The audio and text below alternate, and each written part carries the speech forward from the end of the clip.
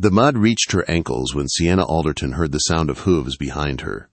She did not turn around.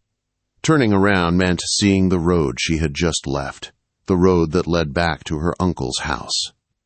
The house where Sir Reginald Alderton had already prepared the papers that would decide the rest of her life. Papers that would bind her to a man she had never chosen.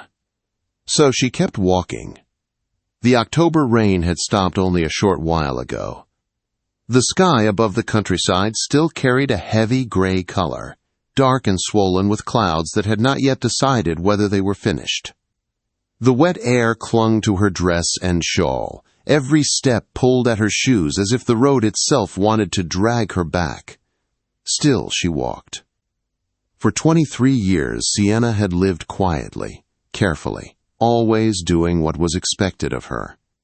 She had been the invisible daughter of a quiet father and the obedient niece of a calculating uncle.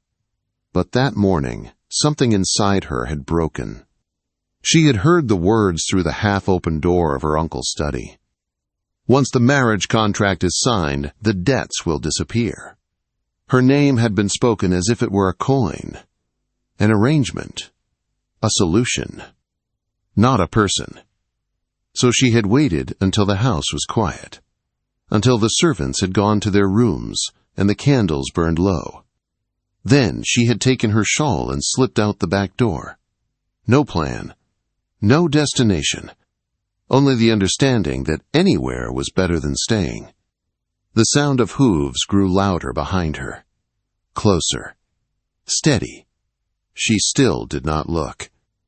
The horse finally overtook her and stopped ahead of her on the muddy road. The animal snorted in clear annoyance at the wet ground. Sienna stopped walking. Slowly she lifted her eyes. The horse was tall and black, strong enough to look impatient with the entire world. The rider sitting above her looked much the same. He wore a dark riding coat that had been dampened by the rain. His brown hair was wet and pushed back from his forehead. His face carried the calm expression of a man who had not planned to stop on a muddy road for any reason at all. He studied her with sharp brown eyes. "Miss." It was not a greeting. It was simply an observation. Sienna looked at him for one long second. She did not know his name. She had never seen him before. That was the only reason she did what she did next. She stepped forward. Her fingers closed around the sleeve of his coat. "Please," she said quietly. The word surprised even her. The rider looked down at her hand on his coat, then back at her face. "I beg your pardon," he said. "Take me with you." The horse shifted impatiently beneath him. Sienna's fingers tightened slightly against the wet fabric of his coat. "Wherever you're going," she said. "Please."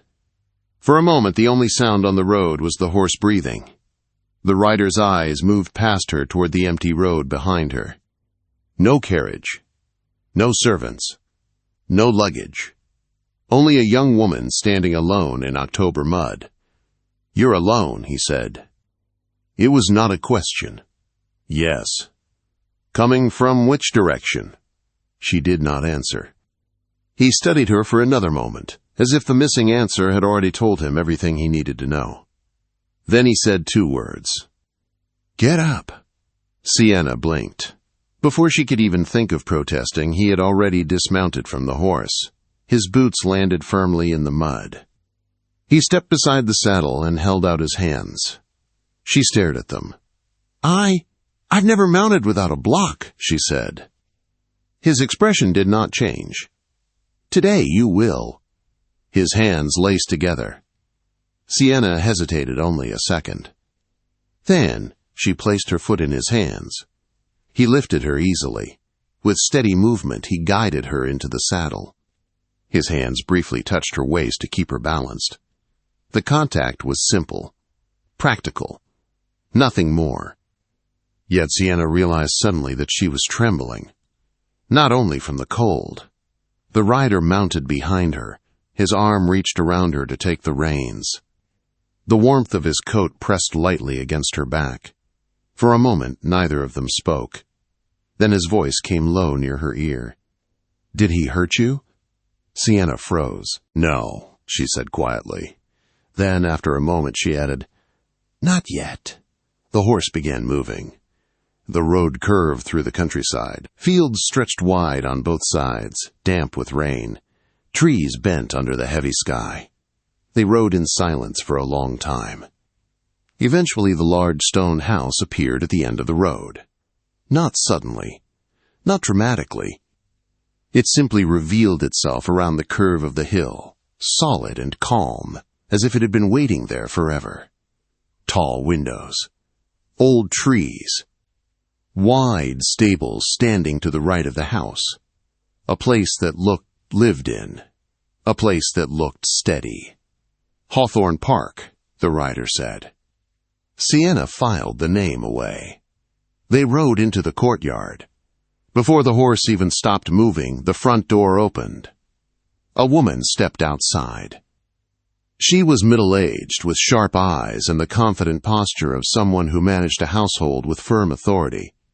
Her gaze moved immediately to Sienna. Not suspicious. Not shocked.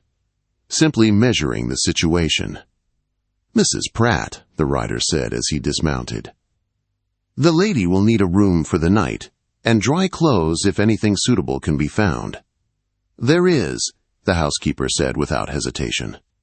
Her eyes shifted to the rider's soaked coat. "And yourself, sir?" "I'm fine." "You're soaked through." "I'm fine and soaked through." Mrs. Pratt made a quiet sound that clearly meant she disagreed. Sienna climbed down from the horse with his assistance. For a moment she stood at the entrance of the large house. She had arrived somewhere without knowing the name of the man who had brought her. "Thank you," she said softly. He handed the horse's reins to a stable boy and turned back toward her. "It wasn't generosity," he said. "No one fleeing something travels well on foot through October mud. Leaving you there would have been inefficient." Sienna blinked slightly. "Inefficient?" He nodded once. Then he turned toward the door. "Stephen Hawthorne," he said without looking back. "In case you need to know the name of the inefficient man who brought you here." Mrs. Pratt led Sienna upstairs to a guest room. The room was simple but warm. A small fire burned in the fireplace. A blue dress had already been laid out on the bed along with a basin of warm water. Sienna stood in the quiet room after the door closed. For the first time in hours, she was alone. She sat slowly on the edge of the bed. She had run. She had actually run away. Not imagined it. Not planned it quietly in her thoughts. She had stepped onto the road and never looked back. And when a stranger had stopped his horse beside her, she had grabbed his coat and asked him to take her away. And he had said yes. That evening, Mrs. Pratt came to fetch her for dinner. The meal was served in a small sitting room instead of the large formal dining hall. Stephen Hawthorne was already seated at the table when she entered. He had changed into a dry jacket. His hair was still slightly damp but neatly pushed back. 2 bowls of soup waited on the table. 2 pieces of bread. Nothing elaborate. Just dinner. Sienna noticed something immediately. Her bowl was fuller than his. She sat down quietly. "Have you already eaten?" she asked. "I'm not hungry tonight," he replied calmly. Sienna looked at his bowl again. Then she lifted her spoon. Without saying anything, she moved half of her soup into his bowl. He watched her. "You didn't have to do that." "You said you weren't hungry." "I am," he admitted, "just not as much as you assumed." She began eating. After a moment, he did the same. Silence filled the room. But it was not uncomfortable. It was simply 2 strangers learning the shape of each other's presence. After dinner, Mrs. Pratt cleared the table. Stephen leaned back slightly in his chair. "You'll need more than one night," he said.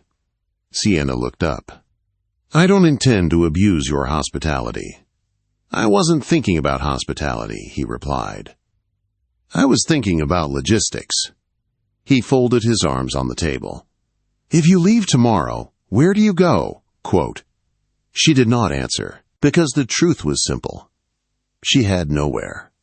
He studied her for a moment. "Then stay," he said, "until you decide."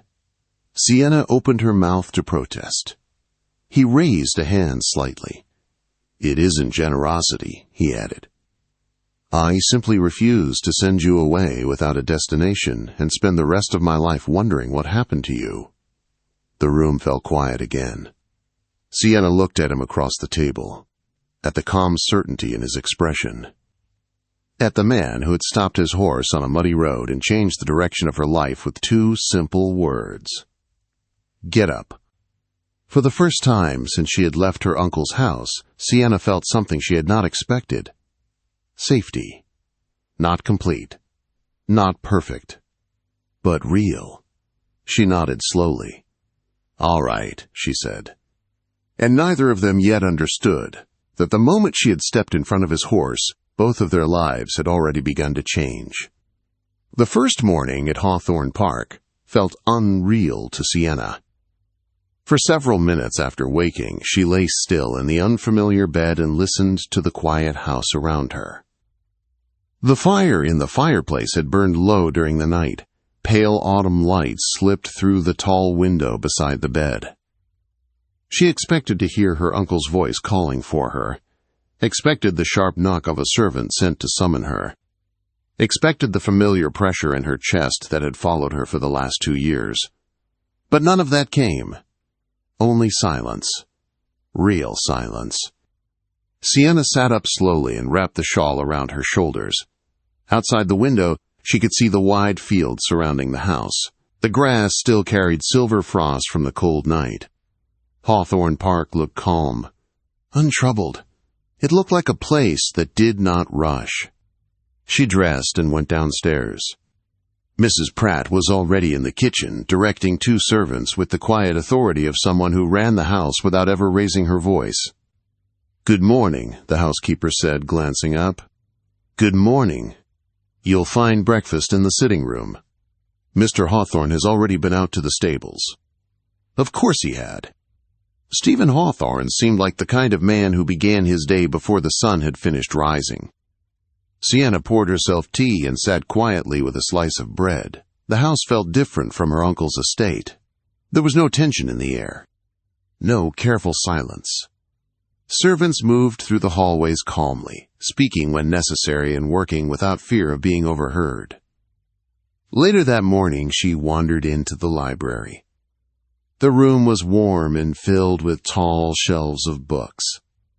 A large window looked out toward the garden where the frost was slowly melting. Sienna sat in the chair near the window and picked up a book from the table. She had been reading for nearly an hour when the door opened. Stephen Hawthorne stepped inside. He stopped when he saw her. For a moment, neither of them spoke. "You're up early," he said. "I couldn't sleep." He nodded once and crossed the room. His coat smelled faintly of cold air and horses. "You've been reading," he said, noticing the book in her hands. "I thought it might make me feel less like an intruder." "You're not an intruder." The answer came simply, direct. He poured coffee into a cup and sat down across from her. For a few minutes they read quietly. Then Sienna closed the book. "Do you always wake this early?" she asked. "The horses do," he said, "and they expect me to agree with them." She studied him for a moment. In the daylight, he looked slightly different from the man she had met on the muddy road. Less distant, less guarded. "Do you know them by name?" she asked. "All of them." "And do they know yours?" "They recognize me," he said. "That's enough." There was the faintest hint of humor in his voice. Sienna noticed it immediately. A few days passed quietly. Sienna helped Mrs. Pratt in the garden. She read in the library. Sometimes she watched Stephen working in the stables from the window. The rhythm of the house slowly became familiar. On the 5th day, she finally asked to visit the stables. Stephen was teaching a young stable boy how to clean a horse's hooves when she arrived. The large gray horse stood patiently beside him. He glanced up when she entered. "You don't have to stand in the doorway," he said. "The horses don't bite unless provoked." Sienna stepped inside. I was admiring the architecture. "These arches are older than the house." "They are," he said. "My grandfather built the house later." She walked slowly along the stalls. The gray horse lifted its head and watched her carefully. "May I?" she asked. "He decides," Stephen replied. Sienna extended her hand. The horse sniffed her fingers and then pressed its nose into her palm. Stephen watched quietly. "You treat them as if they have opinions," she said. "They do," he answered. "They just don't speak." She smiled slightly. "That might be the kindest thing you've said since I arrived." He looked at her with mild surprise. "I'm not known for kindness." "I know," she said. "That's what made it noticeable." A week passed. Then the first messenger arrived. Sienna was sitting in the library when Stephen entered the room holding a folded letter. Something in his expression told her everything before he spoke. "Your uncle," he said. She nodded slowly. "Of course." Stephen placed the letter on the table. "He says your disappearance has damaged the family's reputation." "He means his reputation," she replied calmly. "He always does." Stephen watched her carefully. "Does he know you're here?" "Not yet," she said. "But he will." A quiet moment passed. "How much trouble am I causing you?" she asked. "None that I can't manage." That wasn't the question. It was the answer. Sienna looked down at the letter. For the first time since she had arrived at Hawthorne Park, she felt the shadow of her uncle reaching toward her again. Stephen spoke quietly. "You'll need a plan eventually." "I know. Have you been thinking about it?"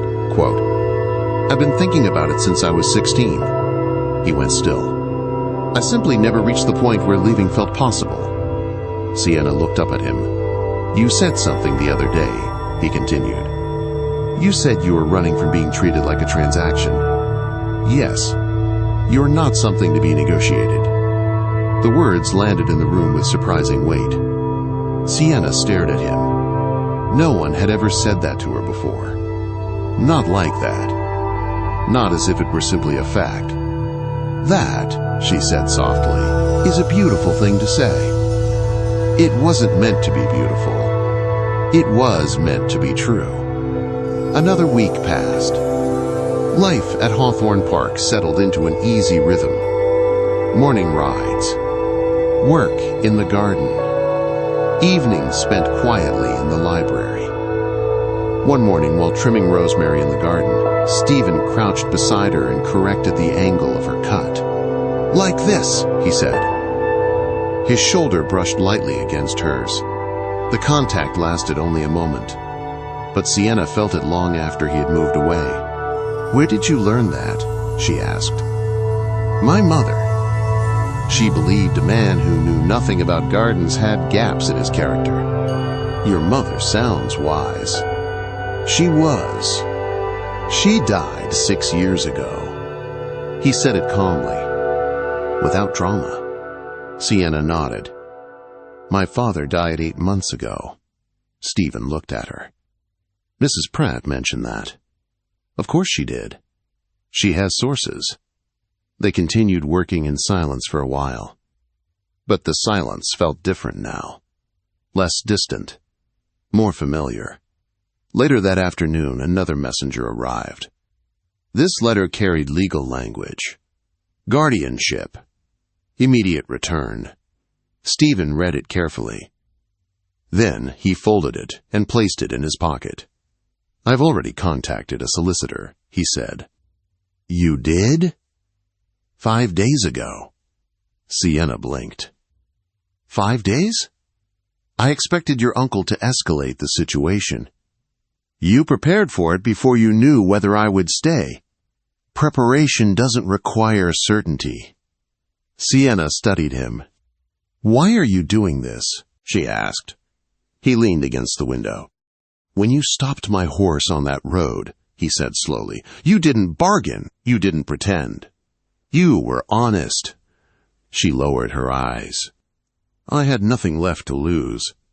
Most people still lie." Silence filled the room again, but it felt warmer than before. That evening they sat together in the library. The fire burned softly in the hearth. Sienna turned a page in the book she wasn't truly reading. Stephen looked up from his chair. "A woman stepped in front of my horse in the rain," he said quietly. "And now she's here." Sienna looked at the fire. "She must have been terribly inconvenient." "Extraordinarily. And yet she hasn't been sent away." "No." The silence between them deepened. Something unspoken had begun to grow inside it. Neither of them named it. Not yet. But both of them felt it. And outside Hawthorne Park, far down the road, Sir Reginald Alderton was already preparing the next move that would bring him face to face with the man who had chosen to protect the niece he believed still belonged to him. The riders appeared on the road just after sunrise. Stephen saw them first. He was standing near the front gate when the distant shapes moved across the hill. 3 horses, then 4. He watched quietly. The morning air was cold and still. Frost covered the grass, and the trees had begun losing the last of their autumn leaves. Stephen did not move. He simply counted the riders again. 4. One of them rode slightly ahead of the others. He already knew who it would be. Inside the house, Sienna was sitting in the library with a book open in her lap. She had not turned the page for several minutes. The silence in the house felt different that morning. Something in the air had changed. Then the door opened. Stephen stepped inside. She looked up immediately. There was a certain expression on his face she had begun to recognize during the past weeks. It was not fear, it was focus. "Riders are coming," he said. Sienna closed the book slowly. "My uncle." "Yes." For a moment neither of them spoke. Sienna stood. "I should face him," she said. "You don't have to." "I know," she answered. "But if I hide behind you, he will use that forever." Stephen studied her for a long second. Then he nodded. "All right." They walked outside together. Sir Reginald Alderton did not dismount immediately. He stopped his horse several yards away and remained seated for a moment, as if enjoying the advantage of height. It was the sort of gesture he had always used to make others feel smaller. Sienna knew it well. The 2 men behind him carried themselves like hired guards. The third man remained slightly back with a leather satchel. A solicitor. Of course. Sir Reginald finally stepped down from his horse. "Sienna," he said smoothly, "what a relief to see you safe." Sienna did not move. "Uncle Reginald." Stephen stood beside her. Not in front of her. Not behind. Beside. Sir Reginald's eyes shifted toward him. "Mr. Hawthorne," he said coolly, "I have come to collect my niece." "She came here of her own accord," Stephen replied calmly. "And she remains here by her own choice. That is not how the law will see it." "The law is already being reviewed by Mr. Oldwick," Stephen said. Sienna saw a faint flicker of irritation cross her uncle's face. He had not expected preparation. "You are harboring a young woman under legal guardianship," Sir Reginald continued. "That is not a position that will serve your reputation well." Stephen did not react. "Interesting," he said quietly. "You arrived on my property with hired men and legal threats, and you intend to discuss reputation." One of the guards shifted his weight slightly. Stephen took one calm step forward. "You may take your accusations to the county courts," he said. "You may write letters to every magistrate you know." His voice remained steady. "But when you do, you will discover that your niece signed a formal renunciation of your guardianship." Sienna watched her uncle closely. The moment the words landed, she saw the calculation begin behind his eyes. He had not expected that either. Sir Reginald slowly turned his gaze toward her. "Sienna," he said softly, "you are being naive." His voice changed into the tone she knew best, the voice he used when he wanted her to doubt herself. "This man will tire of you eventually." Stephen remained completely still beside her. "You have no inheritance," Sir Reginald continued. "No family name worth anything now that you've signed it away." His eyes stayed fixed on her. "What do you imagine you have to offer a man like this?" Quote, For years those words would have worked. For years Sienna had felt exactly as he described. Small, temporary, replaceable. But she was no longer standing alone in her uncle's house. She stood on solid ground. She lifted her chin and looked directly into his eyes. "I am not something you can trade," she said calmly. "We are finished." Sir Reginald's face hardened. "You will regret this," he said quietly. He stepped forward toward her. He never reached her. Stephen moved with quiet speed and caught his collar before the second step finished. The two hired men instantly stepped forward. Stephen did not even look at them. "No," he said. Just the single word. But something in his voice stopped them completely. Stephen looked directly at Sir Reginald. "This woman is under my protection," he said quietly. "You will leave this property now." The words were not loud, but there was nothing uncertain in them. Stephen slowly released his grip on the collar. Sir Reginald straightened his coat. The silence stretched for several seconds. Then he turned. "Come," he said sharply to his men. Within moments the riders mounted again. They rode away without another word. Sienna stood where she was, long after the sound of hooves disappeared. Only when the road was empty did she finally breathe out. Stephen's hand gently closed around hers. "You were extraordinary," he said quietly. "I was terrified." "I know." His hand remained around hers. It was warm and steady. Tea that afternoon was unusually quiet. Sienna sat near the window, holding her cup with both hands. Stephen watched her carefully. "How are you?" he asked. "I think it's over," she said slowly. "Not completely," he replied. "He will try again through legal channels." She nodded. "But today is over."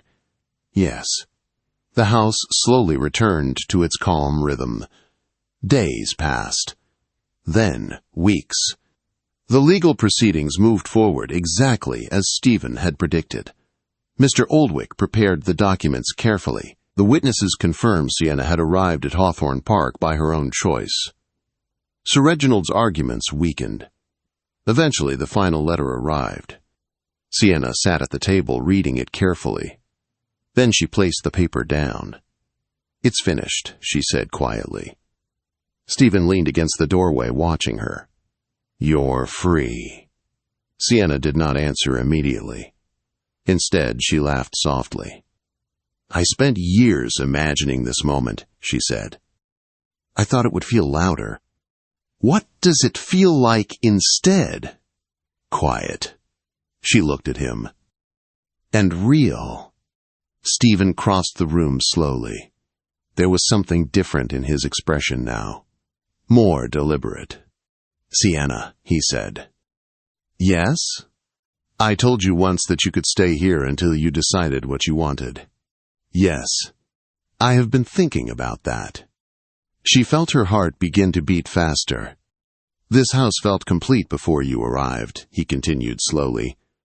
"But since that day on the road it has been different." Sienna did not move. "I cannot imagine it without you now." The words settled between them. She swallowed. "Stephen, I am not asking out of duty," he said quietly. "Or obligation." He took her hand gently. "I am asking because I would choose you even if none of this had happened." The room felt very still. "Sienna Alderton," he said softly. Will you stay? Quote. For a moment she could not speak. She remembered the muddy road, the rain, the stranger on the horse who had simply said 2 words. Get up! Yes, she said. The answer came without hesitation. Stephen lifted his hand slowly to her face. His fingers brushed a loose strand of hair from her cheek. Then he kissed her. It was not dramatic. Not rushed. It was the kind of kiss that comes after 2 people have already crossed a long distance together. When it ended, they stayed close for a moment. You're trembling, he said softly. I know. Are you afraid? No. She smiled slightly. I think I'm just happy. The door opened. Mrs. Pratt stepped into the room carrying a tray of tea. She stopped, looked at them, then nodded with quiet satisfaction. I thought so, she said. Tea? Stephen laughed. Yes, Mrs. Pratt. She placed the tray down calmly. I will inform the kitchen, she added. Of what? Sienna asked. Mrs. Pratt looked at them both. That the house will soon require preparations for a wedding. Stephen and Sienna exchanged a glance. Then both of them laughed. They were married that winter in the small parish church near Hawthorne Park. The ceremony was simple. The neighbors came. Mr. Oldwick stood proudly near the front. Mrs. Pratt managed every detail with military precision. Sienna wore a blue dress, the same shade she had worn on her first night in the house. When she walked down the aisle, Stephen did not say a word. But the look in his eyes said everything. After the ceremony, they stood alone in the quiet church. So, Sienna said softly. So, Stephen answered. We're married. Yes. She laughed. I stepped in front of your horse one afternoon and somehow ended up here. Stephen gently held her face in his hands. When you stopped me on that road, he said quietly, I only knew I couldn't ride past you. And now? Now I know why. He kissed her again. Outside the church, the winter sun shone through the tall windows. For the first time in her life, Sienna Alderton felt completely certain about where she belonged. And it had all begun with one desperate request on a muddy October road. Please, she had said. And the man who would become her husband had answered with 2 simple words that changed everything. Get up.